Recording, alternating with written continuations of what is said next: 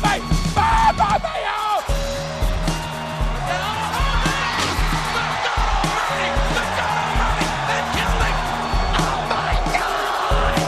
You will go one-on-one with The Undertaker!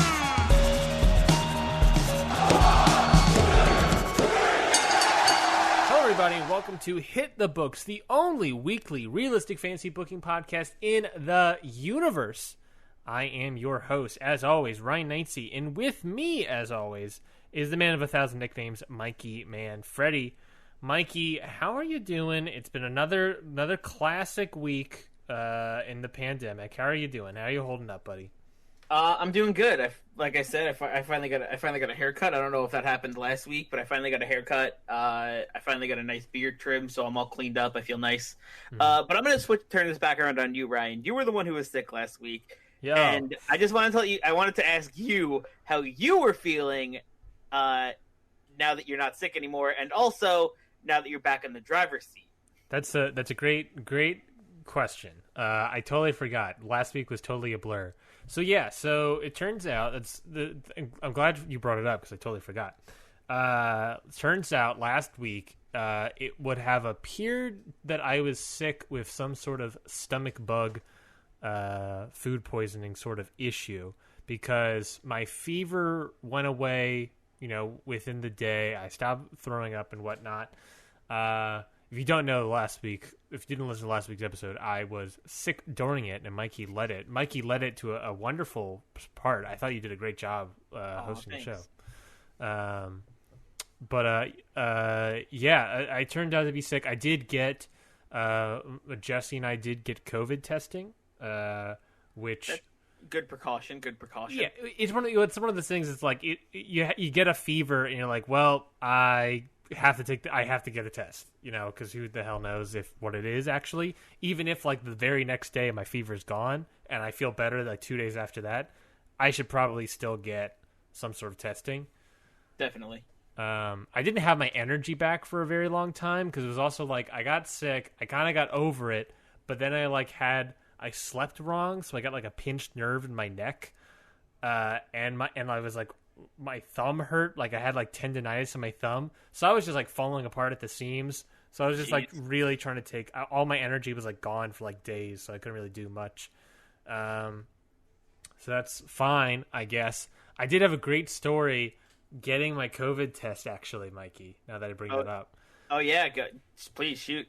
Let's hear it. So tell the whole world. Yeah. So when Jesse and I drove to get COVID testing. So the thing with Georgia, if you don't know, is that Georgia, I think like many states in America, are no longer doing testing in like hospitals. You can only sort of do testing by appointment only through like privatized testing locations, like CVS or something. So we made an appointment. We drove out to this abandoned Kmart parking lot. We made an appointment for, I think it was like 12:30. We get there at like... yes, the most sanitary of medical facilities, the Kmart parking lot. Of course. Well, to be fair, it was a drive-through. A drive-through swabbing. But when we get there at like 12:15, there is a police officer sitting at like the entranceway. And as we roll up, he like puts down his window and he's like, "They're closed." And we're like, "What do you mean they're closed? They don't close till 3. It's noon." He's like, "We're closed. I'm just the messenger. They're closing up. Sorry about it. Come back Monday." Sorry about it. They're like, "Come back Monday." And I'm looking at it, I'm like, "It's Thursday." it's like midday Thursday, and we're like, "Come back Monday," and you're closing 3 hours early. What the hell's happening? And this guy's like being like a real butt about it, right? Like he's like, he's being a butt when he's like, "I'm just the messenger. Don't get mad at me." Yep. Like, well, yeah, I am mad at you. You're the one who's telling me the bad news. You always get mad at the messenger. Yeah. So we end up calling, when we made the appointment, there was a phone number that came with it with the Georgia Department of Public Health, and we ended up calling that phone number just to be like, hey, we had an appointment, we came to the testing site, and the police officer right outside says that they're closed, or they are closing. What do we do? What is happening here? And the person on the phone is like, okay, let me call them to see what's happening. She calls them. She's like, they're closing because the line is too long and it's backing up into the freeway. And Jesse and I look at each other, look back at what is to be believed to be a line, and Mikey, I tell you this, for all honesty, no line. Like the parking lot is designed that like you have the tents, and then it sort of the line sort of snakes around with cars. And then that line then goes out the entrance way, which then that can go up the freeway. Nothing. It was like maybe 10 cars. Sounds like some people were trying to get off early for lunch. Maybe. I don't know. But we were just like, no. And Jesse was like, I could send you a picture if you like that. And she's like, oh, I would love that.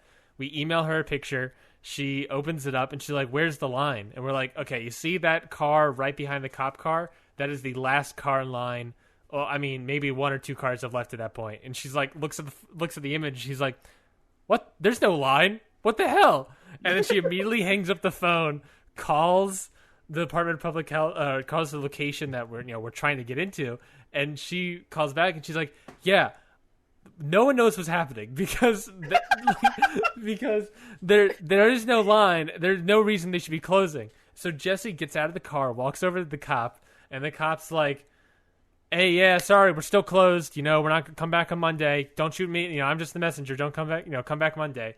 And Jesse's like, yeah, is there an explanation as to why? And he's like, I don't know. I was just doing what I was told, which that's a whole nother diatribe. But I just work here, man. He's like, I just work here. And we're like, great, you're still turning away. I could potentially have COVID, so I have to wait till Monday, which is like 3 or 4 days away. Awful. Awful production we have here. So Jesse's like, well, I have someone from the Department of Public Health on the phone right now. Would you like to talk to them? And the police officer's like, yeah, sure. And so Jesse gives him the phone. The person from the department. It's almost like when they get called out for their bullshit. They don't know what to do because they're not used to getting called out for their bullshit. But that's a whole nother thing.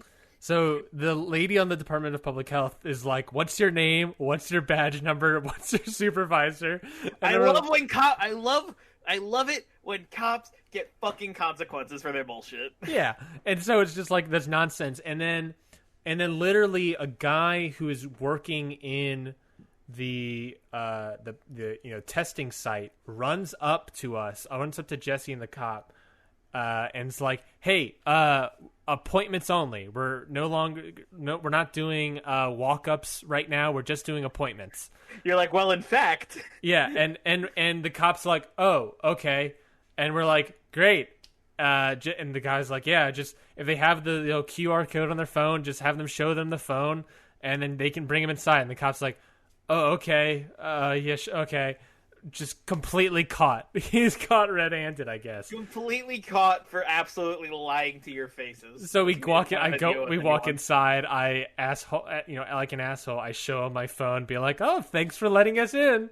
Thanks for letting us in, fucking you dickhead. Yeah, and he's just like, oh, you go in that line. Oh, I mean the other line. I'm like, great, you're an idiot. Cool. So you don't know anything that's going on, and you have no right to tell anybody anything. Love that. We're fairly certain what happened was some sort of miscommunication where he was told that they are closing, and either he misheard or he was told wrong information that like they weren't.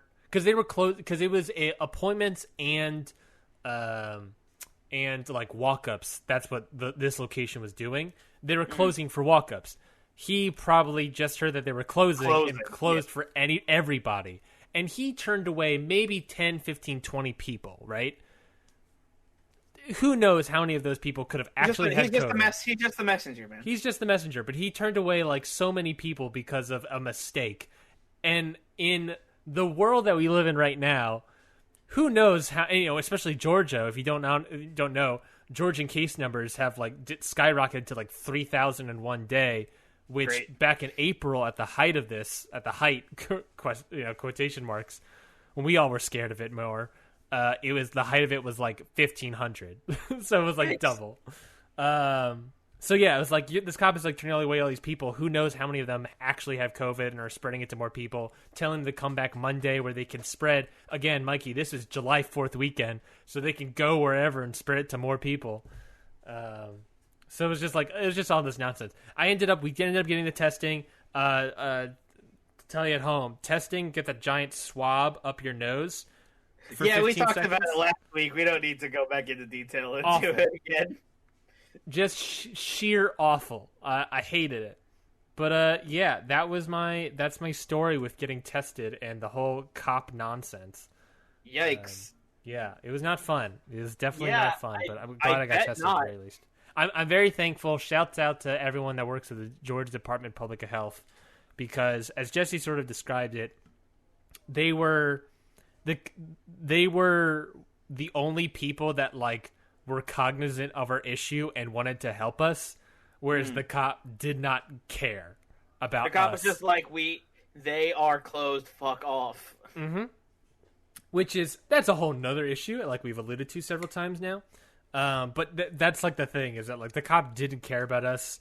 The people that worked at the public health were oh, let's try to fix this situation, because they understand that if we're calling about it, who knows how many people are actually being turned away.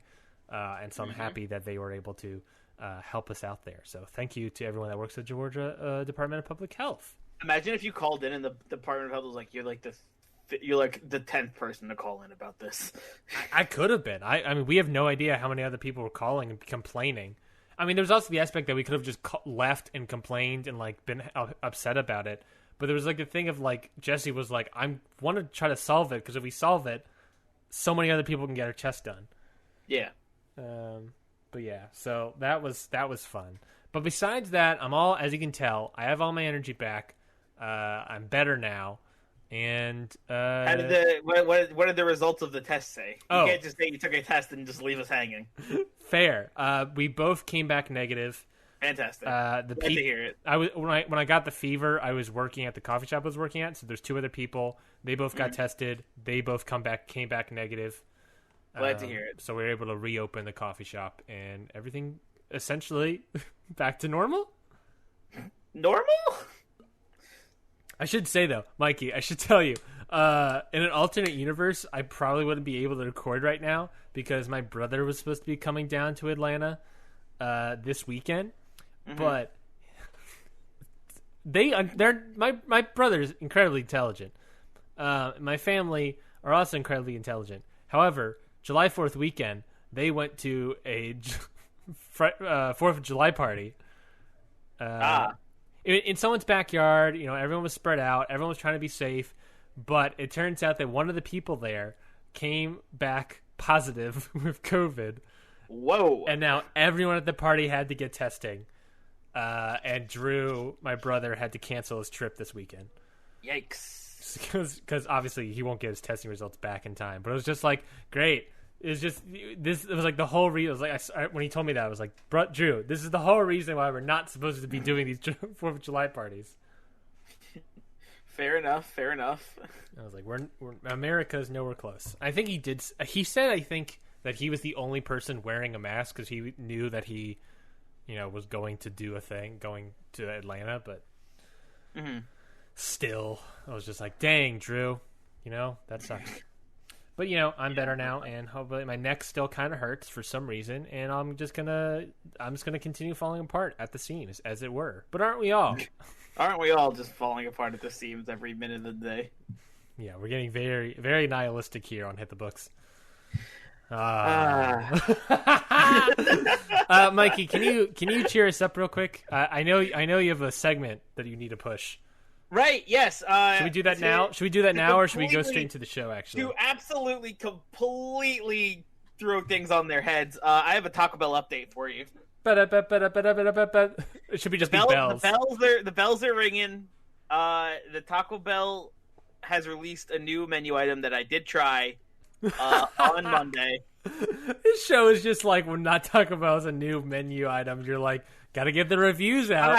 Hi, welcome to Fast Foodies, the new fast food podcast. Fast Foodies. But Taco Bell came out with a new item called the grilled cheese burrito, and I did try it this Monday because I was very interested. It is basically just a Fritos burrito, but the Fritos are like the spicy Fritos on the inside, and then there's just cheese melted on top. Lots of cheese yes, yeah. I saw a trailer for this, I believe. So I went to Taco Bell and I had to try one, and I did. And the consensus is, it was fine. I feel like that's the classic consensus with most Taco Bell food. last time the pineapple whipped freeze is good. It's delicious. It's great. Yes. I love the pineapple whipped freeze. That was the other one that I had a consensus on. It was good. Nacho fries, great. Nacho fries, if we were ranking Taco Bell items like S plus tier, nacho fries. I want to say the was it the Nacho Grande Supreme or something? It was like nachos that came in a box. Great. Those are also great. Top tier. Quesarito, top tier. But the cheesy stuff? The grilled cheese burrito, maybe like B tier. Like, it's not bad. It wasn't bad. I like the fact that it was like a Fritos burrito, not just like a regular burrito, because it had some crunch to it on top of the cheese that was on top. But it was good. It was annoying to eat because your hands got all greasy because of the cheese on top. So if you're gonna eat it, I recommend wrapping the paper around it, using it as like a handle. Interesting. But if you don't get it, you're also not missing out on much. It's just a burrito with cheese on top.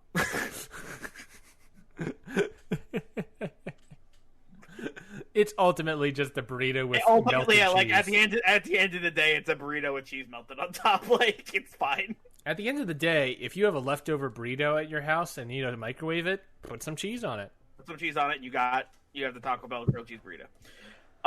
Would you recommend it? You said it's fine, but would you recommend trying it? If you're gonna get a burrito, just get the quesarito instead.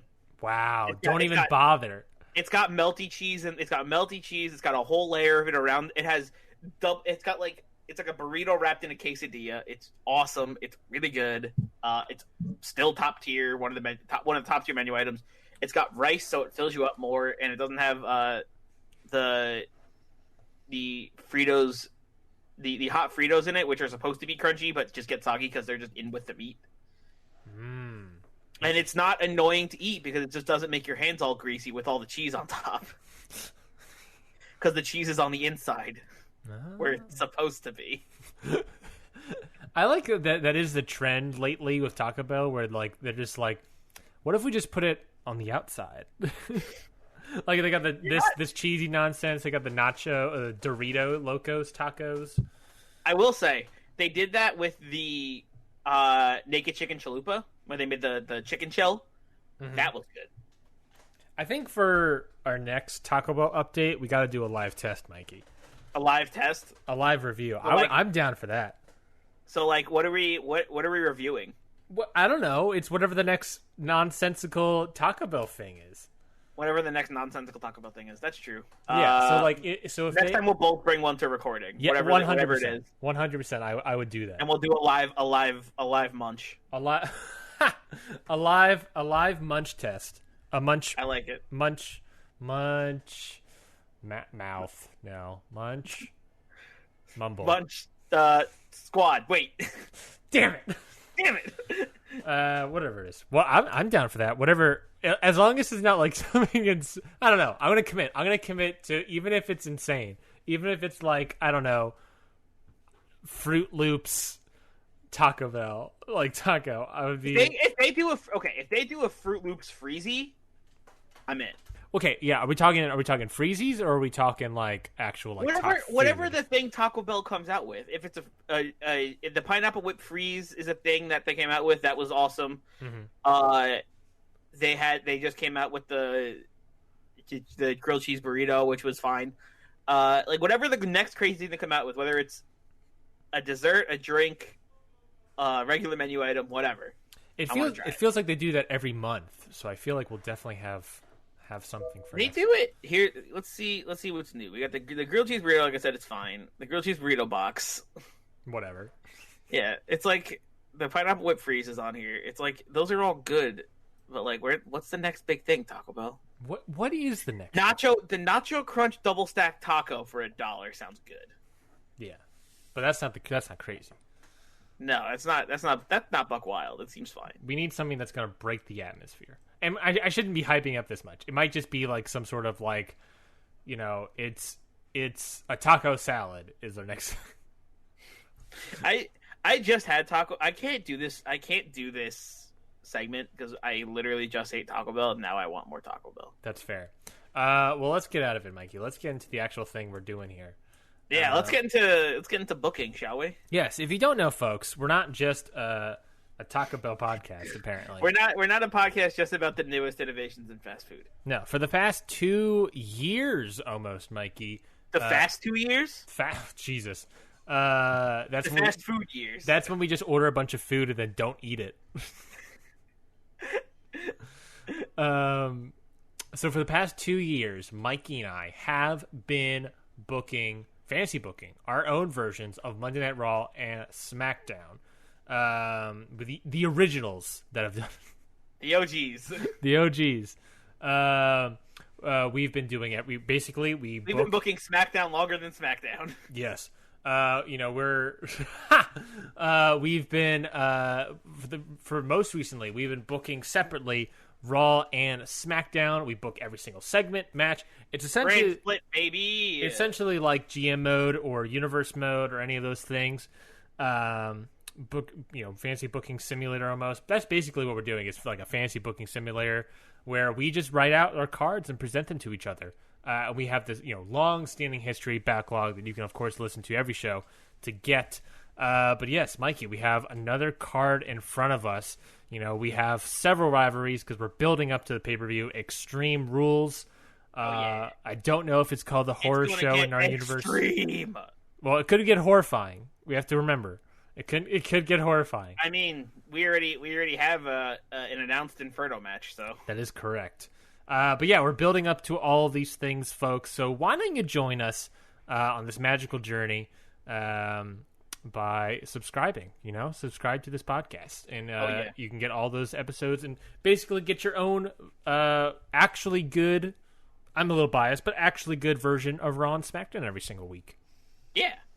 But of course, by subscribing, you can listen to every single episode and then vote in whose card you thought was better. Was it my Raw? Smooth. Thank you. Is it my Raw or is it Mikey's SmackDown? And like every single week, of course, we run that poll, and the loser will get hit with some sort of random action. We'll talk about that later in the episode. But Mikey got the poll results in front of us here. I won with 83% of the vote. Ryan's Raw. Wow, I got absolutely blown out of the water, huh? Blown out of the water. You got destroyed by a Raw Tag Team Championship match. Bobby Lashley beating Roman Reigns. Wild. Styles Ricochet against your SmackDown, which was, I'm covering the screen to not see yours, Sami Zayn, Jeff Hardy, Pete Dunne, Samoa Joe, Asuka, Candice LeRae, which also was a great match. I'm sure. Sounds like a great match. But like a great match. Blown out of the water. That's the thing, right? It's like we can make matches that sound good, but we'll never know for real. Yeah, that is like the part we talk about. And that's part of the reason why we introduced those 2K outcomes in the randomizer, because we were like, well, we kind of want to have some aspect of the matches that we actually know what happened or whatever. Mm-hmm. That is the aspect of fantasy booking, I guess. But yeah, Mikey, let's get into the show. You were the loser this week, like I just said. Unfortunately. So you will be presenting your card first. All right. I folks at home, I have no idea what Mikey's card is. He has no idea what my card is. It's a surprise every single week. we'll sort of give thoughts and opinions at the end of each card presentation. But yeah, we've been doing this for 2 years. The OGs are back, baby. Let's get to it. All right. Opening up SmackDown this Friday, Randy Orton and the Demon, our Universal Champion and his compatriot. Orton says, last week, you got a good look at what happens when you try to take us on. You want to come for this title? It's going to take a whole lot more than just attacking me while my back is turned, like the coward you are. In fact, why don't you come out here right now and face me man-to-man? Orton waits. Oh, that's right. You're at home licking your wounds after that RKO 2 weeks ago, like the scared little puppy you've become ever since you lost to the Demon. All of a sudden, Braun Strowman comes to the entrance ramp. Ooh. Hey, Randy. I know I'm not exactly the guy you're looking for right now, but Thank you for the Braun Strowman accent. Of course. Impression? Thank you. I know I'm not the guy you're looking for right now, but I do have a message. Strowman pulls out a paper and begins to read it. Randy pulls out a gun and points it out. Oh my god! Randy, you're probably out in the ring right now running your damn mouth about what you did 2 weeks ago.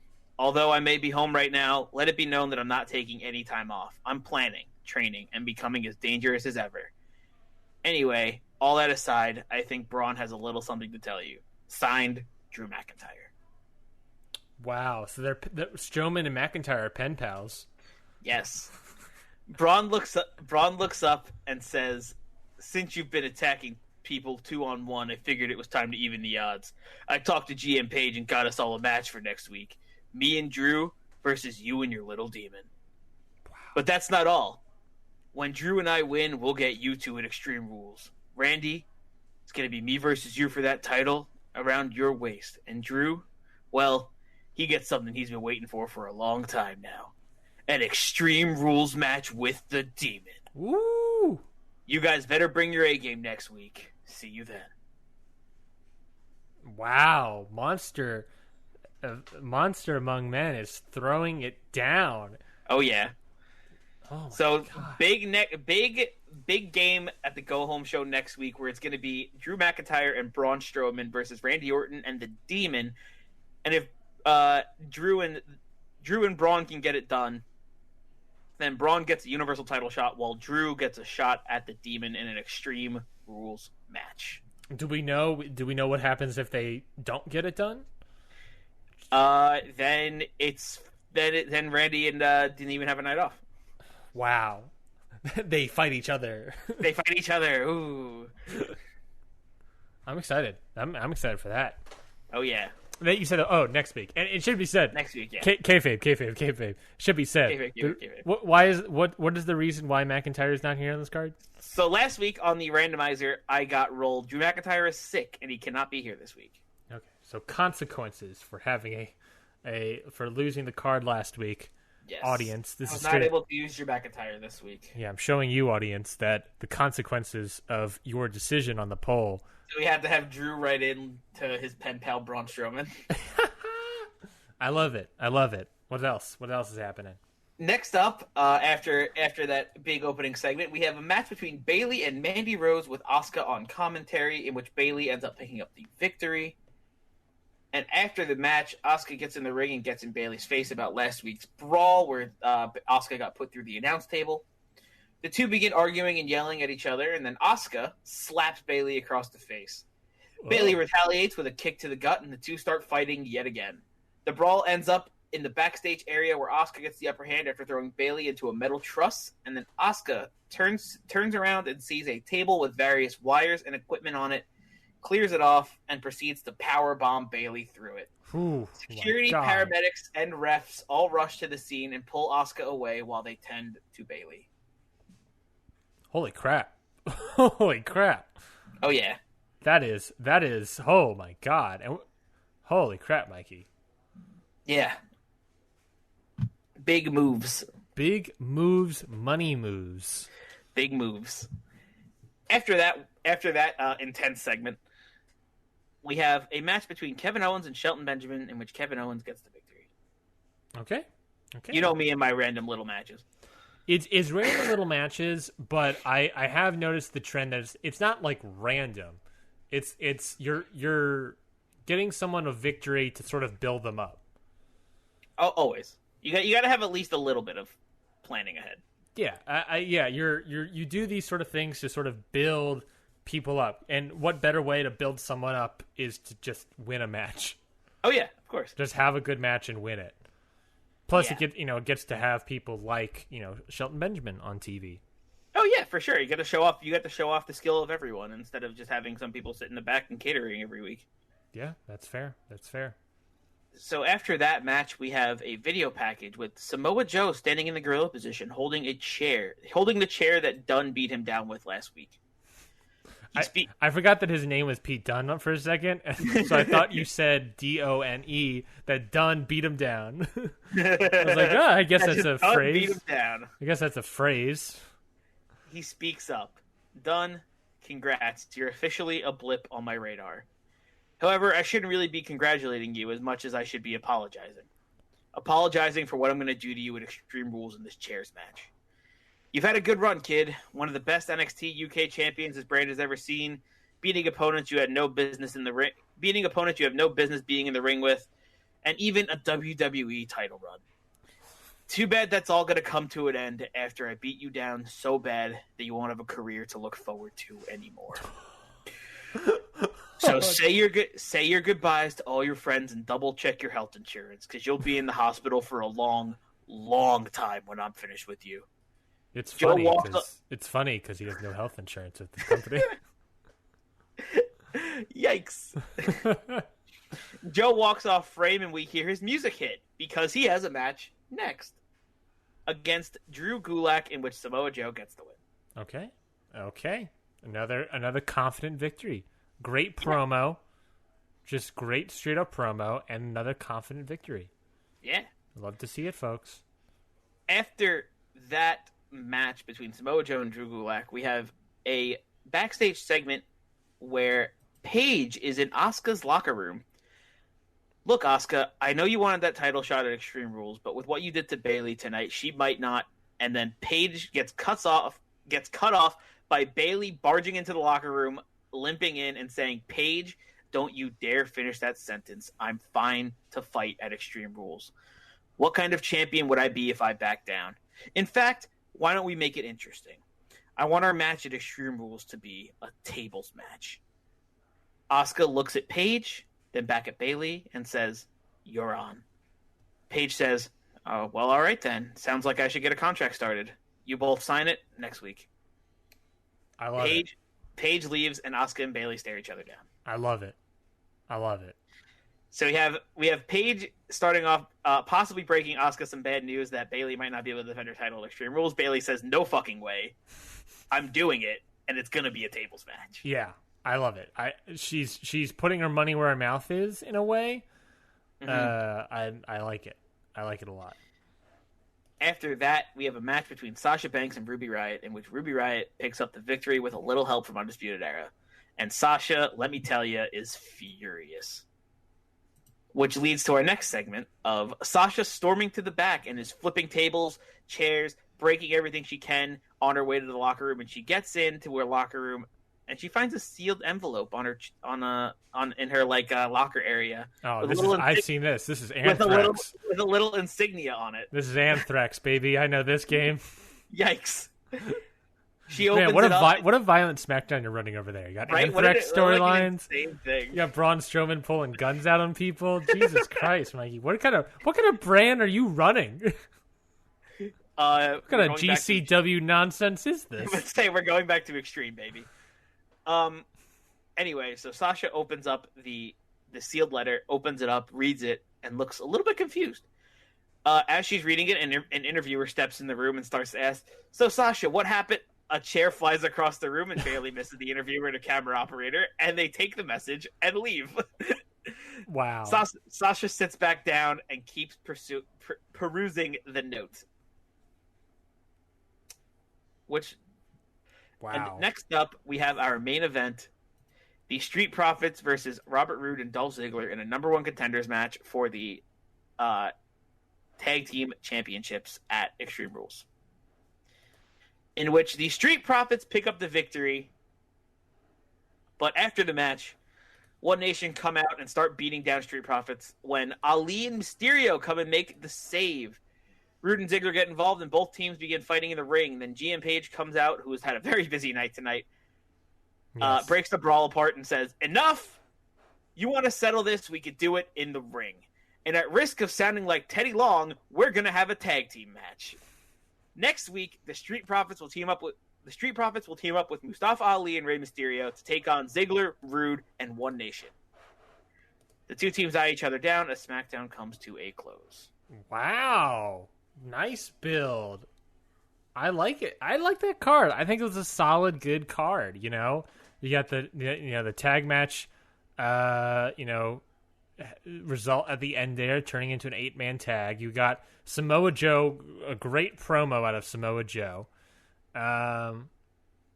Sasha just continuously losing matches on this losing streak.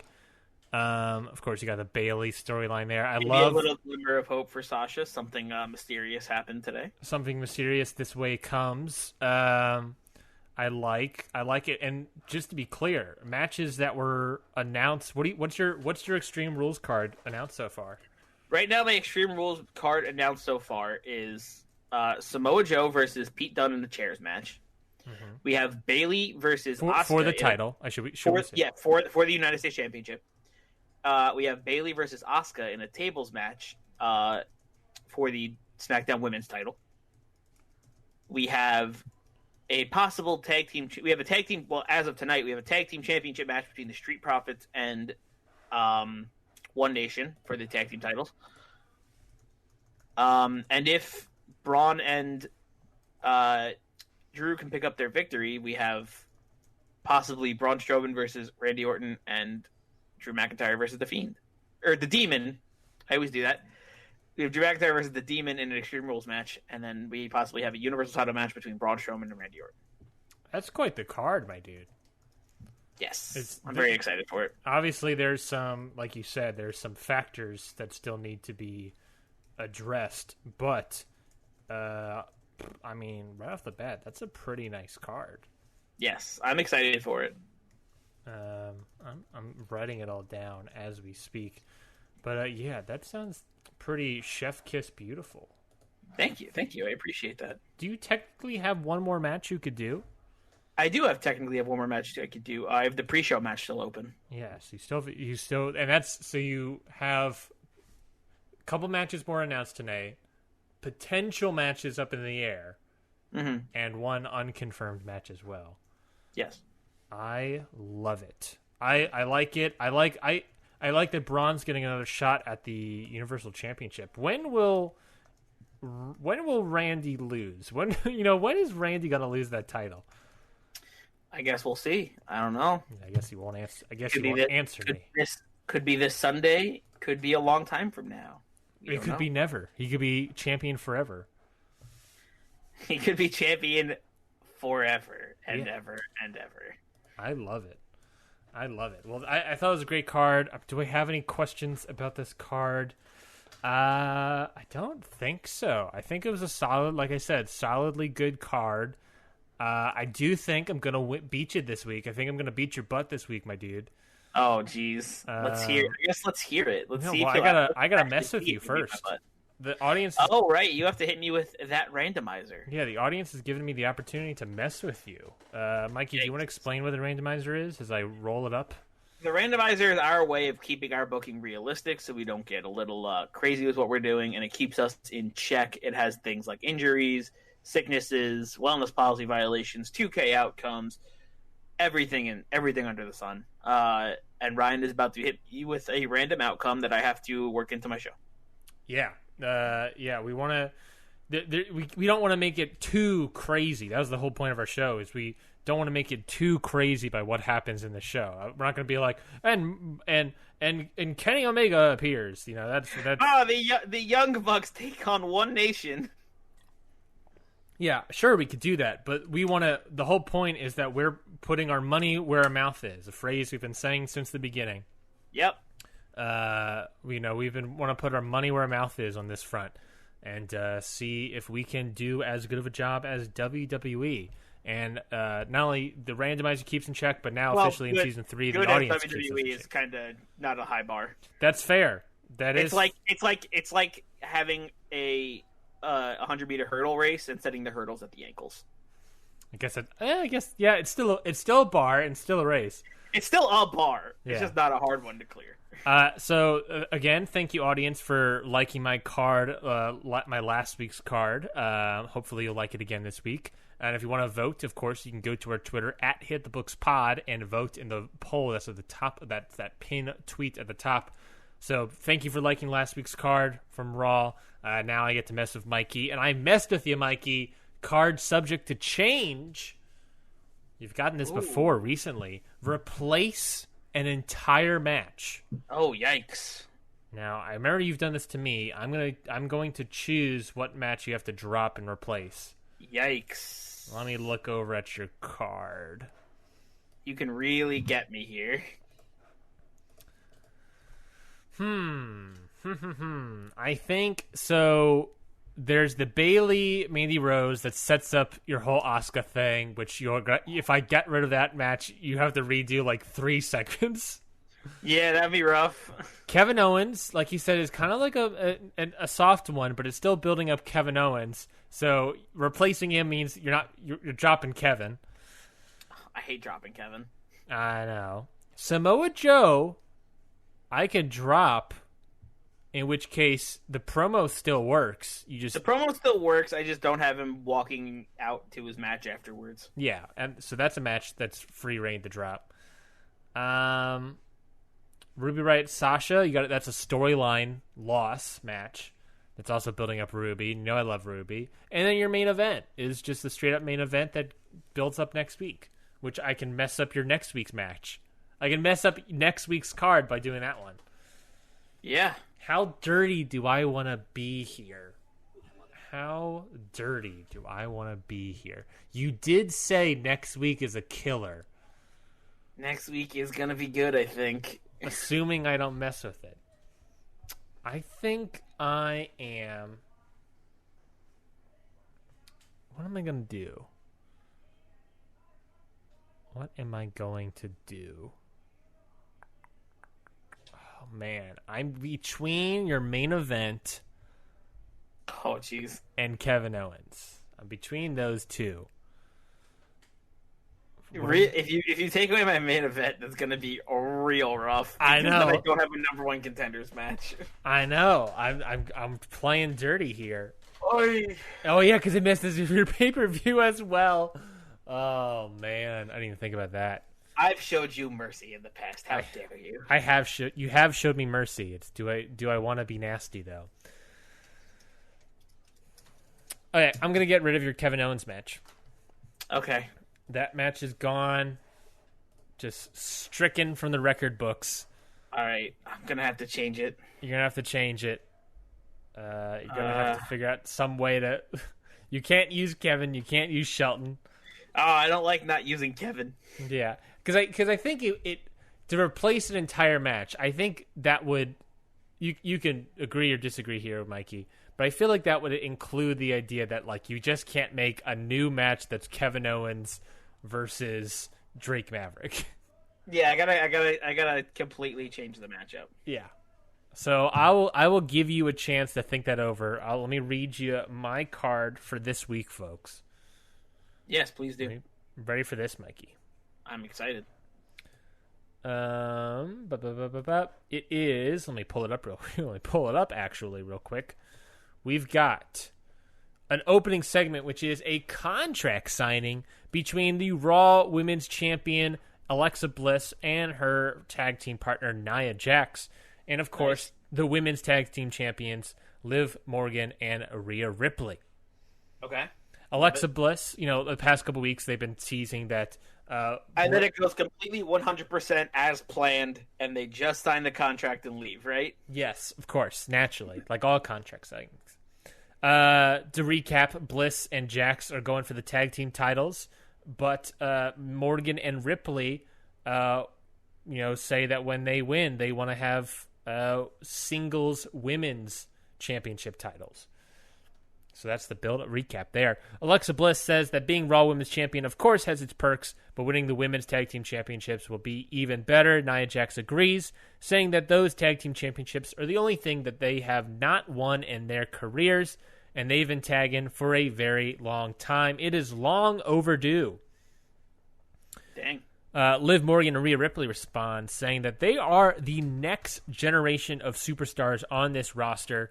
Morgan even says that there is a hole that was left behind by Becky Lynch in this division that needs to be filled. And sadly, you two are not getting the job done.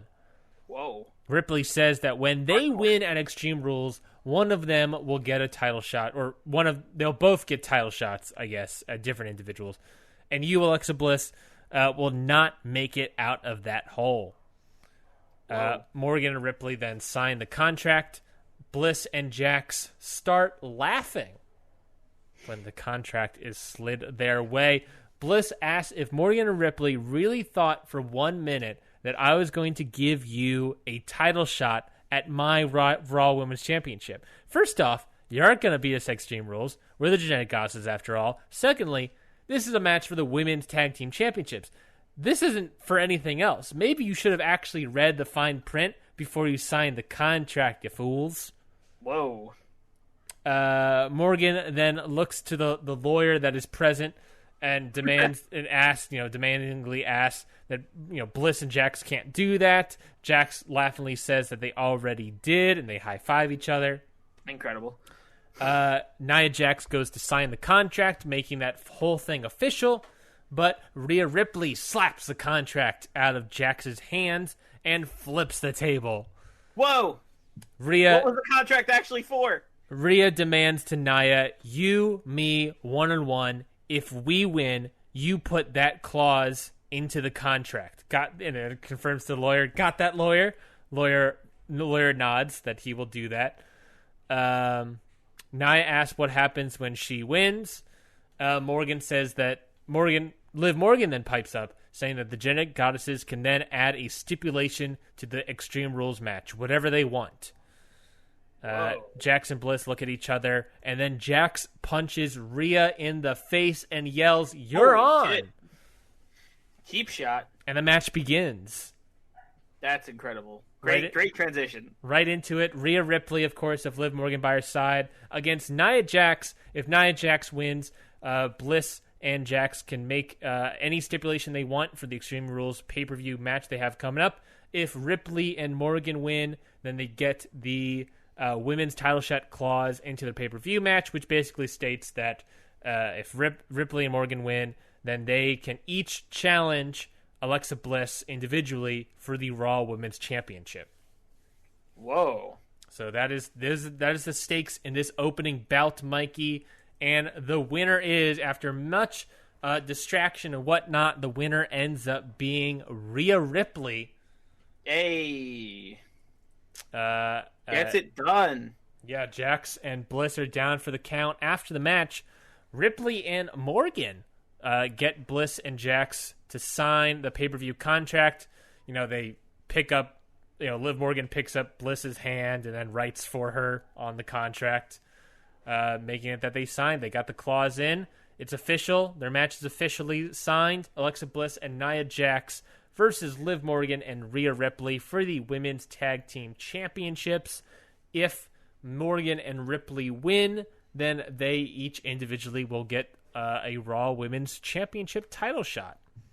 Big stakes, and I'm very excited to see where this all goes. Then we get a backstage interview with none other than Shayna Baszler. Ooh. Baszler says that was hilarious watching that past match. They all seem to forget that I am holding this briefcase. I am happy sitting back and holding this briefcase, but there will come a time where I will cash in and win the Raw Women's Championship. It's inevitable. I am inevitable. The question is, how much longer can I wait around? And then she leaves. Ooh. Nice. Yeah, so nice. So more little tease there. You know, a little bit of the tease. Shayna Baszler might be coming after that women's title sooner or later. Yes. As much as what's happening over here, I don't want to forget. Don't forget, folks, Shayna Baszler. Shayna Baszler is indeed a threat. Yes, she is. Next up, we have a singles match. King Corbin versus R-Truth. Okay. If you remember last week. Love it. Last week's detective segment, R-Truth investigating into King Corbin. He is the king. He does have the money in his coffers. So surely he has the money to pay for those 4 goons to attack Aleister Black all those months ago at this point. I can't believe this mystery is still going on. we have not seen Aleister Black since. To be fair, Mikey, who is the detective on the case? That's true. It's just wild. It's just wild that this is still going on, especially after the consequences of it happening is over. What so far away? It's like that was all the way at Money in the Bank. We went through like a whole pay-per-view. It's been how long has it been? It was the go home show for Money in the Bank, which was like how long ago was that? That was a whole pay-per-view. Two pay-per-views ago. And we're still trying to figure out who did it. Do you still care about the storyline, Mikey? If it's not found out soon or a lead isn't found out soon, I will start losing interest. But the only thing keeping me is Detective Truth. There it is. Perfect. If it was anybody else, if they were just like, yeah, we still don't know who attacked Aleister Black, I'd be like, oh, who cares anymore? And I should say, Mikey, R-Truth versus King Corbin ends with King Corbin getting the win.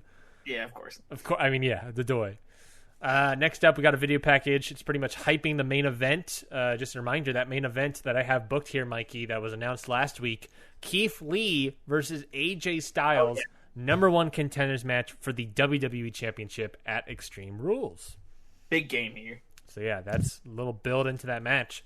Next up, we got another match, Sheamus versus John Morrison for the Intercontinental Championship. All right. John Morrison has Andrade and, of course, Zelina Vega on his side at the beginning of this match. But the match does end in a DQ finish when Andrade attacks Sheamus mid-match, which, of course, keeps the title on John Morrison. Who makes the save, Mikey? None other than Daniel Bryan and, surprisingly, The Miz come out together making the save. Whoa. Daniel Bryan and The Miz working as a team. Well, you know, Miz is involved in this IC title picture, and Andrade has been feuding with Daniel Bryan, so they worked, just like last week. They kind of helped each other. They're helping yet again. Okay, incredible. Next up, and so yeah, that was an IC title match. So bing bang boom, a couple weeks before the pay-per-view, we're already doing title matches, baby. Next, we got a backstage interview with Roman Reigns. Roman says that The Fiend has always been and always will be a menace in the WWE. There is no denying that. And in the challenge, lying ahead is certainly going to be tough, but not once in Roman's life has he ever backed down from a fight at Extreme Rules. We will partake in the most insane match ever devised, an Inferno match. Whew, I'm so excited for this. But I will make sure to snuff out the flame that is The Fiend one final time. Just needed to get it in there, didn't you? Yes, I did. Suddenly, R-Truth walks up. I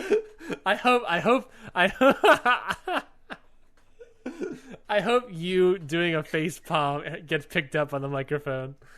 What could he possibly need? What could he possibly want about this?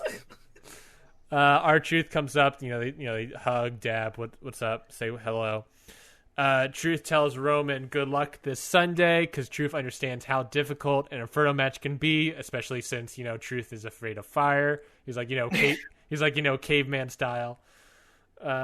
Truth asks if he can talk to Roman privately for a second, and the two walk off. The camera and interviewer secretly are still taping them. How dare they? Truth asks. I respect the privacy of Detective Truth. Yeah, I mean, come on, journalists, journalist integrity. Truth asked Roman man to man if he attacked Aleister Black. Truth says that he's asked everybody, and he's got some leads, but every once in a while, some fingers go back to pointing at Roman.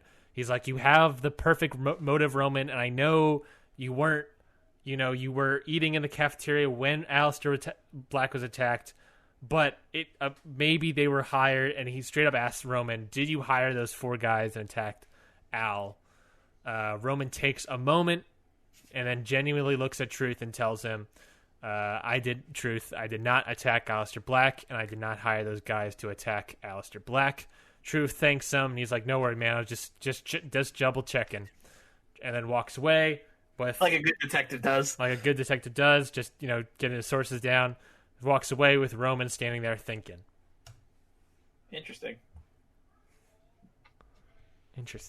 Roman's probably like, I'm still dealing with this. I showed footage of me clearly eating during the attack. I have said outright 100 times it wasn't me. Yeah. I hope this whole angle works, by the way. I hope this whole storyline ends up working. Because at this point, I just want to know who it was. That's fair. Okay, well then that leads into the next match, which is a 8-man tag match, Mikey. This match, of course, is featuring, it is on one side, we got LLC and Mastiff and Murphy. So that's Bobby Lashley, Cesaro, Dave Mastiff, Buddy Murphy. And, of course, they got Rollins and Lana in their corner. And on the other corner, we got The New Day and the Usos with, of course, Kofi Kingston in their corner. So nice. Big, chaotic 8-man tag match. And, Mikey, boy, hell, does the finish get chaotic. And the end result is Cesaro pinning Xavier Woods. Whoa! The SmackDown Tag Team Champion. Whoa! Big moves by Cesaro. So there we go. LLC have been miming they want the titles for weeks now. They finally get it. And I should have said, Mikey, I totally forgot because I have it blocked on my screen. I should have said before this match, before this tag match, brutally important that I should have said this before this tag match, Mikey. Okay. A match announcement for Extreme Rules. Was it going to be Detective Truth versus the 4 guys who attacked Aleister Black? That'd be hilarious. No, it is the Disciples versus the New Day versus the Usos versus LLC Fatal 4-Way for the Raw Tag Team Championships. What? That's wild. Yes, so that's a match announcement coming your way, folks, at Extreme Rules in about a week and a half, I believe. Hell yes. Okay, so here we go. Next up, we got a backstage interview. Not an interview, but just backstage. Mike the Mizanian thanks Daniel Bryan for having He's promoting his new show, Cannonball. Yeah, of course. Miz thanks Daniel Bryan, for having his back the past couple weeks. Bryan, appreciates it. Then Andrade runs up yelling in Spanish at the two of them. Zelina Vega informs The Miz that they have just found out that at Extreme Rules, there's going to be a rematch for the IC title between Morrison and Sheamus. Whoa. It's a little match announcement. However, my client Andrade and you, Miz, will compete in a match next week to determine who gets added into that match. Whoa. Andrade storms off yelling. Bryan comments about how, that was just a lot that just happened. Miz agrees. There's a slight uneasy silence, and then Miz squeamishly asks Bryan if he doesn't mind being in Miz's corner next week. Interesting. Bryan agrees. There's another silence. Then Bryan calls it out, saying that it's weird that they're being very friendly right now. Miz agrees, and then they both leave. I don't know if I like this. Yeah, me neither. Anyway, bye. I'm unsure about this. Okay, thank you. Bye. Just zips. But yeah, so that match announcement. It's going to be John Morrison versus Sheamus for the IC title yet again at Extreme Rules. Winner of next week's match between Andrade and Miz will be added into that match, making it a triple threat. Neat. All right. Love it.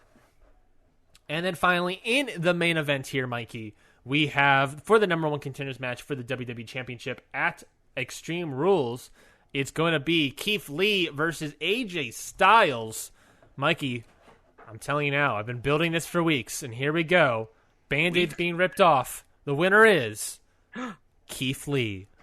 Ooh, I love it. Big boy Keith Lee. Yes, newly crowned double NXT champion in the actual universe is getting a WWE title shot. Has earned, after weeks of just high competition, has earned a number one contender's spot against Brock Lesnar for the WWE Championship. After the match, Paul Heyman comes out and shakes Keith Lee's hand, in a way the sort of advocate for the beast. Speaking of, when he shakes Keith Lee's hand, sort of out of respect a little bit, Brock Lesnar comes out of nowhere. No music, just attacks him. Straight up attacks him. Keith Lee clothesline, and then just shots elbows to the head, just beating him down. Yikes. Keith Lee, after weeks of competition, you got the spot, but it's against Brock, so get ready, buddy. So there we go. That's Monday Night Raw. I love it. I love Keith Lee and Brock Lesnar, two of the biggest boys WWE has got in their arsenal. I think, if I'm not mistaken, that actually confirms that is, except the match between Andrade and Miz next week, I think that is all of my matches have been officially announced for next week. All right. Love that. Mikey's, yeah. Some thoughts on this card, Mikey? I love it. I love the opener, the big contract signing that goes completely wrong. I love the match right after. Keith Lee getting a big victory. Detective Truth back on the case again. Still on the case. Still on the case. Constantly going back to Roman, and Roman's like, please stop asking me. It wasn't me. Yeah, it was a great Raw. Great Raw. Thank you for saying that. Yeah, so that makes it officially for Extreme Rules to go. I think of the official matches that we have planned so far, Extreme Rules is going to be... there is one match I have yet to announce, but that will be dealt with next week. What have been announced so far between the two of us, Mikey, for SmackDown, Street Profits versus One Nation for the tag titles, Bayley versus Asuka for the Women's Championship in a tables match, Samoa Joe versus Pete Dunne for the U.S. title and in a chairs match. It will either be Andrade or The Miz versus John Morrison versus Sheamus in an IC title match. We got Roman Reigns versus The Fiend in an Inferno match. The Disciples versus The New Day versus the Usos versus LLC for the Raw Tag Team Championships. Alexa Bliss and Nia Jax versus Liv Morgan and Rhea Ripley for the Women's Tag Team Championships. And finally, Brock Lesnar versus Keith Lee for the WWE Championship. All right. Everything else is sort of up in the air. We'll get that all confirmed next week. What an awesome pay-per-view we have coming up. I really think this card is maybe one of the best cards we've done. This is pretty stacked. It's a pretty stacked card. My goal for this card is to make either every match or every match but one have some sort of extreme stipulation. Yes. And I have an idea for the Street Profits and One Nation. Mm-hmm. I have the chairs match. I have a tables match. I have an Extreme Rules match. And that's it so far. And I don't have a good stipulation for the Universal title match yet. I got to figure one out. I'm excited. I might just leave that one be. What makes me really excited about not only having this amazing Extreme Rules card, if we do say so ourselves, obviously a little biased, but I think it's really solid. We also have SummerSlam around the corner, which is like, if this is Extreme Rules, this is all sort of building towards SummerSlam in a way. I'm just excited to see what SummerSlam is. Big Five, baby. Yeah. I already have, by the way, Mikey, written down my SummerSlam matches. I have all of them except for one, actually. and I'm looking at it. I'm like, that's a good card. I only have half it, but I got I love what we've done here. I love what we've done here, Mikey. Yeah, I'm excited. Okay, well, before we go, Mikey, what did you end up doing? I cut your card. I cut your match here. You lost Kevin Owens versus Shelton Benjamin. What is your match replacement?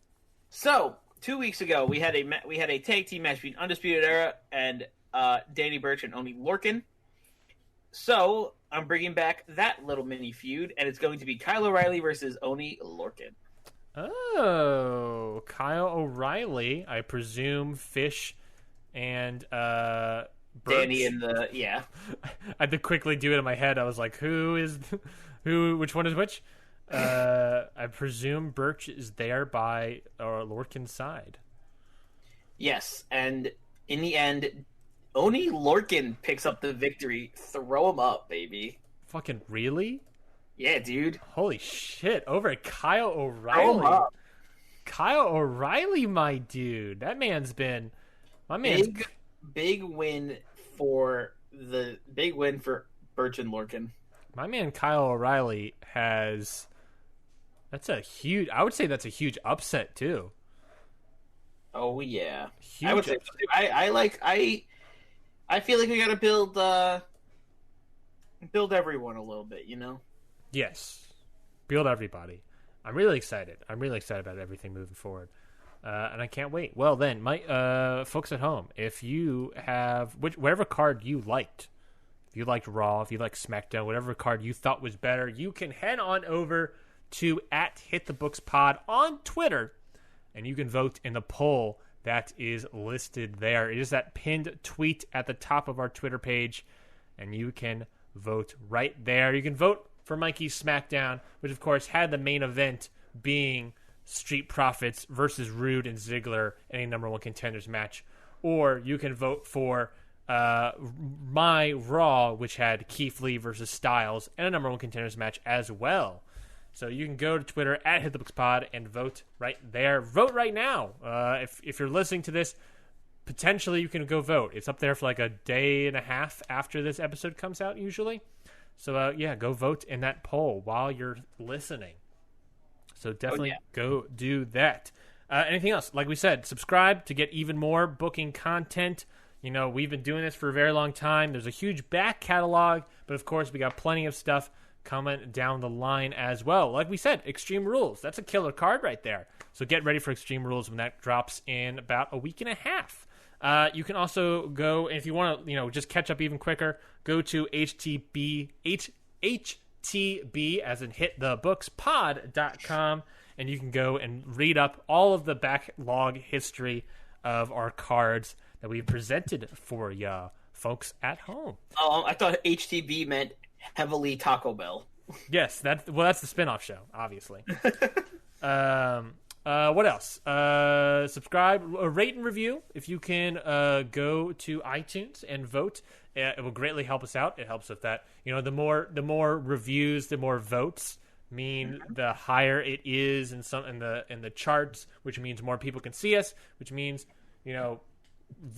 potentially good things. I would love to have a bunch of reviews and ratings.